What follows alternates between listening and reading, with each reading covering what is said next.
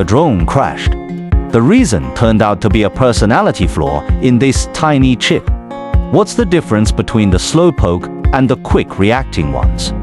The key difference lies in the threshold voltage VTH. The low threshold voltage model VBTA5220N starts working at just 1 volt, while the IRFP240P BFVB requires 4 volts to activate.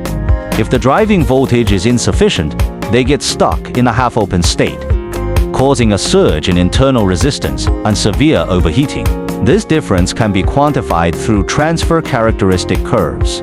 When the gate voltage exceeds the threshold voltage VTH, approximately equals 0.5 volts, the drain current rises sharply.